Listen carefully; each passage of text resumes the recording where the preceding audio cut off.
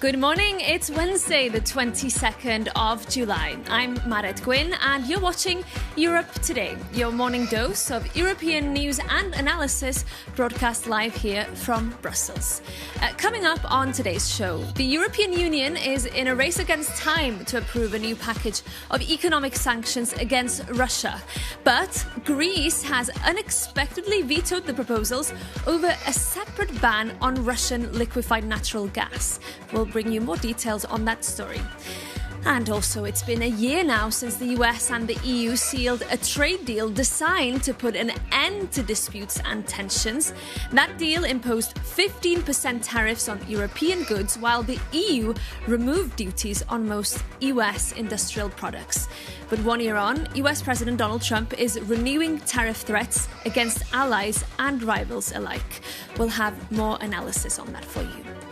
And also, the US Defense Secretary Pete Hegseth has said that the war with Iran has cost the US $37.5 billion as strikes continued for the 11th consecutive night last night.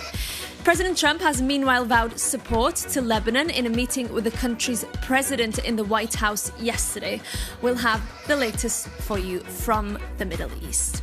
In other news, Ukraine's President Volodymyr Zelensky has replaced Oleksandr Syrskyi with Mikhailo Drapatyu as Ukraine's commander-in-chief. It follows days of widespread protests in Ukraine and also pressure coming from civil society.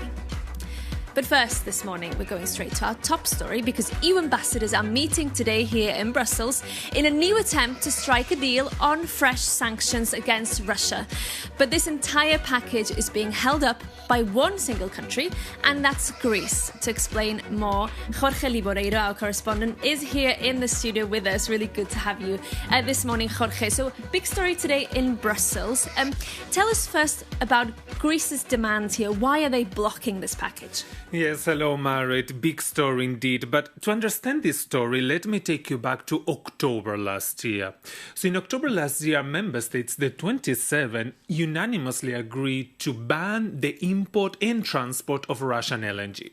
This was hailed as, as a landmark decision, pressure on Russia, we're doing away with Russian LNG as of 2027. So as of January 2027, no more Russian LNG in the European market. Now, what's happening during the discussions of this new package of sanctions is that Greece has realized that the ban on transport is a problem for them. We need to remember that Greece is a coastal country which hosts the largest merchant fleet in the world. So maritime industry is really big in Greece. And Greece is saying that they need to continue the transport of Russian LNG because this provides market opportunities, sustains local jobs, and obviously brings a lot of money every month. So Greece is saying that the ban on transport needs to be revised and transport of Russian LNG needs to continue next year onwards. And Jorge, we know that the Greek demands are closely linked to the industry, as you said, including Dynagas, which is a major shipping company. It's owned by a Greek billionaire, George Prokopiou. And it's worth saying that he is also linked to another company that actually transports Russian oil. So what does Dynagas say here about the LNG ban? So indeed, Dynagas controls the market of LNG, but also transport of Russian oil. So we need to keep that in mind. But when it comes to LNG, Dynagas provides very specialized tankers that go into Siberia. Because in Siberia, we have the Yamal facility, which is Russia's largest and mainly provides European clients with LNG, but also clients worldwide. And Dynagas has chartered 11 vessels to Yamal in Siberia. So these vessels are, as I said, highly specialized. They break the ice, they sustain sub-zero temperatures, so very complex conditions there. So what Dynagas is saying that if we stop the transport of Russian LNG, this would be a self-inflicted blow to Europe's maritime capacity. This is a literal quote from a statement that the company sent last week. The company also said that the ban will fail to achieve its geopolitical objectives, meaning the crippling Russia's war machine. And the company, very notably, has raised the prospect of defaulting on its debt agreements if this ban on transport takes place.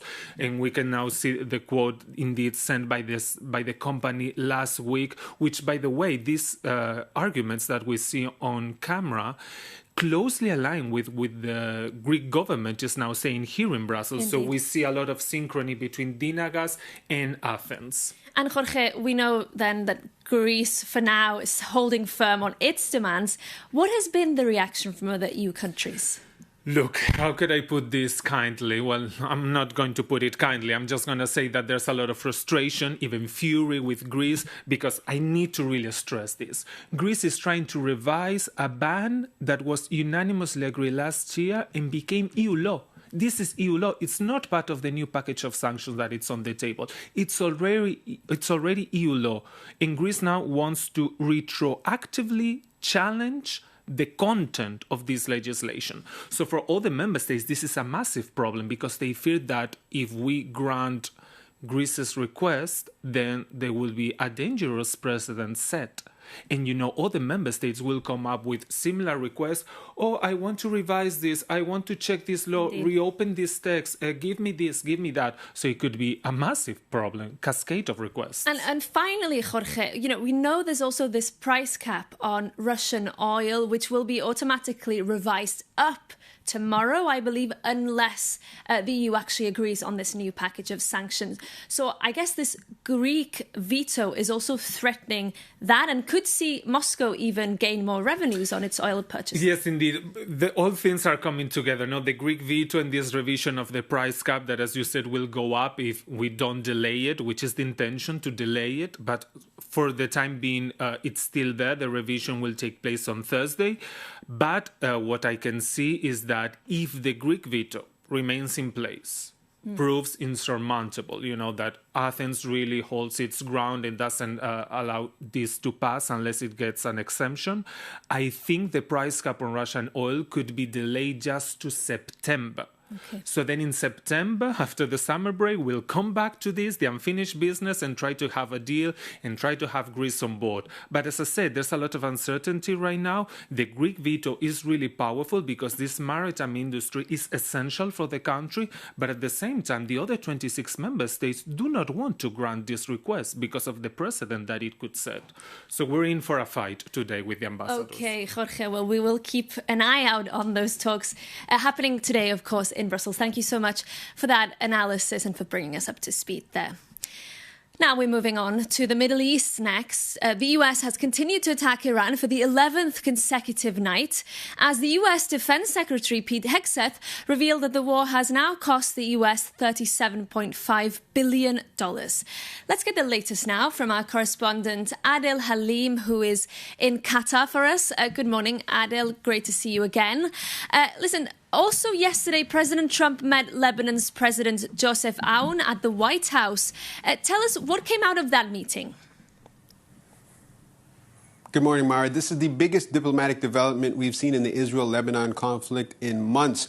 President Joseph Aoun came to Washington looking for U.S. support to stabilize Lebanon after months of fighting between Israel and Hezbollah. The focus was the U.S.-backed ceasefire framework. Lebanon wants a full Israeli withdrawal from the south, more support for the Lebanese army, and for the Lebanese state, not Hezbollah, to control southern Lebanon.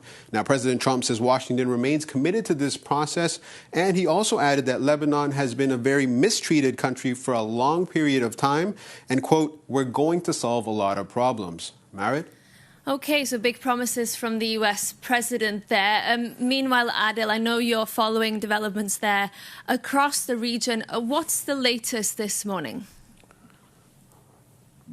That's right. The U.S. has now completed 11 consecutive nights of attacks on Iran, and there are few signs that this conflict is easing anytime soon. Perhaps the biggest development came overnight in Washington.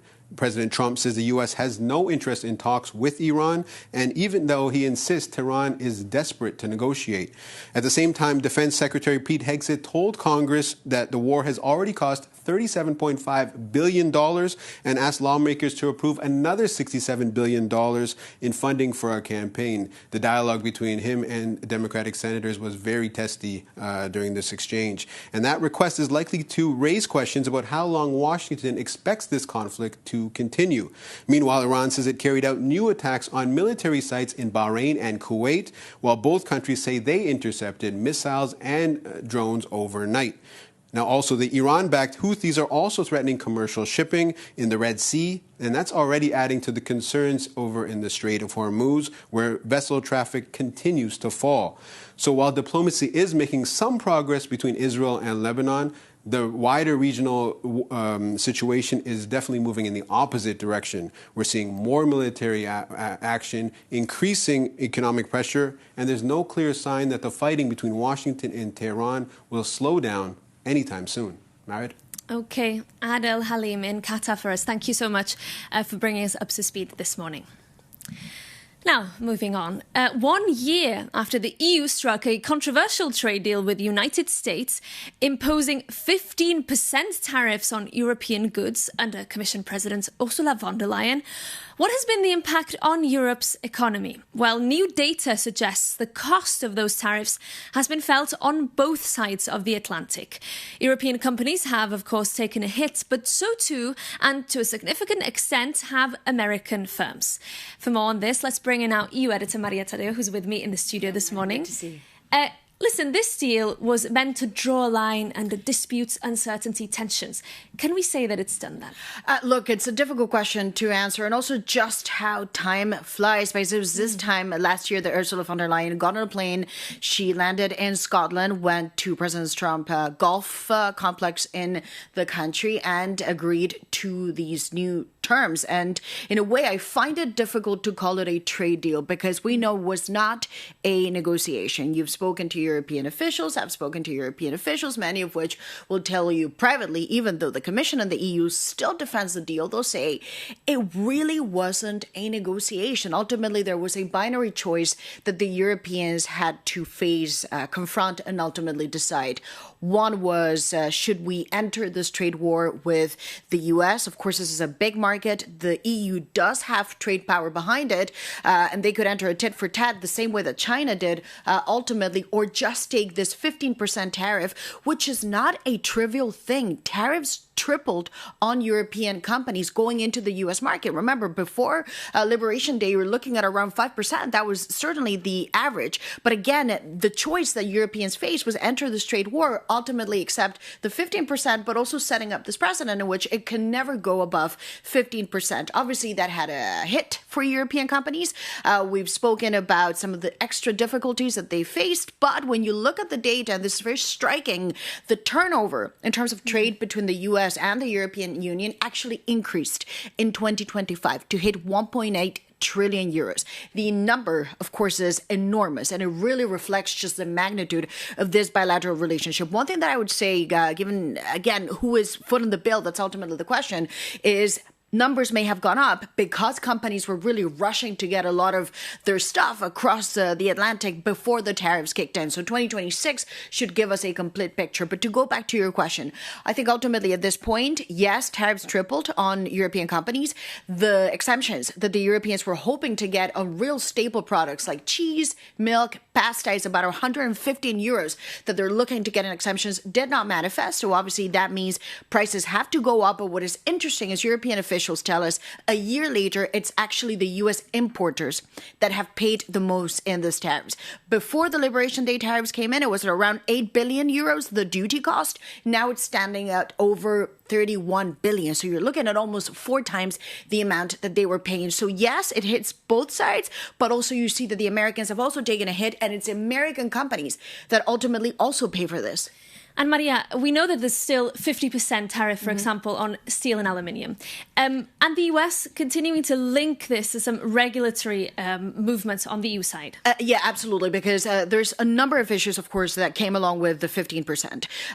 The Europeans insisted that they wanted to see steel and aluminum go down for 50%. One thing to keep in mind for our viewers is once you go above that 50, it's a huge number, basically it becomes impossible to sell anything because it is just too expensive. So the Europeans have been asking for relief on that front, and they've also been asking for a quota for duty-free, essentially, to go bigger, to become incremental. That has not happened, and it is crucial for the Europeans to ease some of those tariffs. The Europeans also insist, and this is the case that they make before the U.S. administration, that this is about really together tackling China. They argue the issue, especially when it comes to steel overcapacity, is the Chinese, it's not the Europeans, so they should work together. The problem that they face is, A, the administration has not moved an inch on those two items. This is part of the Make America Great Again agenda to bring in those industrial jobs into the U.S. This is what the president of the U.S. wants to see, manufacturing jobs back in the United States of America.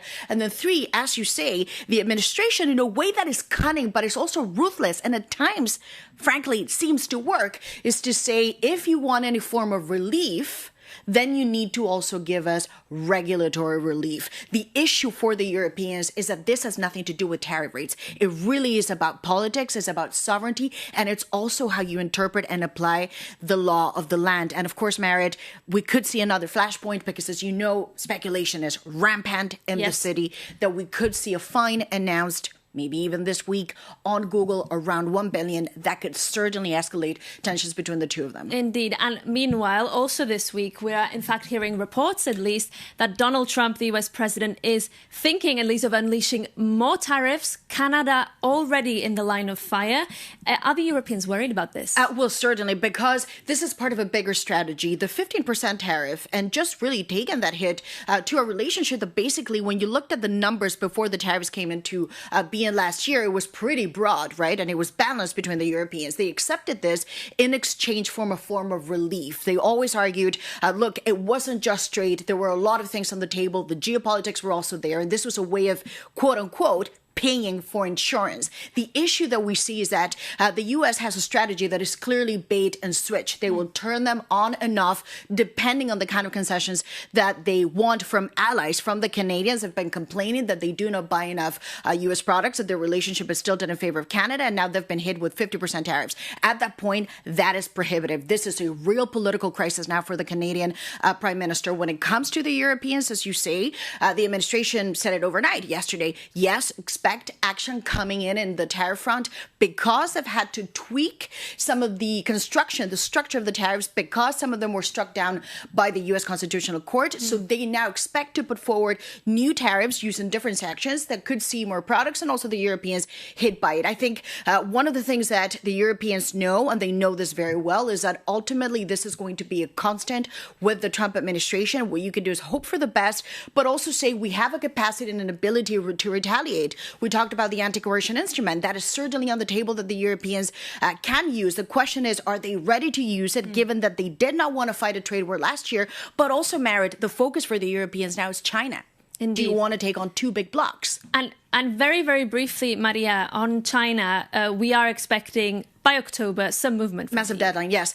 Look, it's a deadline October by the Europeans. They want to see the trade relationship become more balanced. There's been a massive trade deficit with the Chinese. The trade surplus from the Chinese to the world is now $1 trillion. That is unsustainable. And mathematically, it simply cannot continue. At some point, it would be too tilted in favor of China. The Europeans, however, they've set out this deadline, but it's a difficult deadline because if there's no rebalancing and there's no action from the Chinese and they take no action, they will look weak. If they decide to put forward measures to protect industries in Europe, well, the Chinese, you best believe, will retaliate. So indeed, both ways, you're looking at a difficult fall. We are indeed. Thank you so much, Maria, for that analysis for us 1 year on after that trade deal was struck between the US and the EU. But that brings our programme for today to an end. Thank you so much for your company this morning.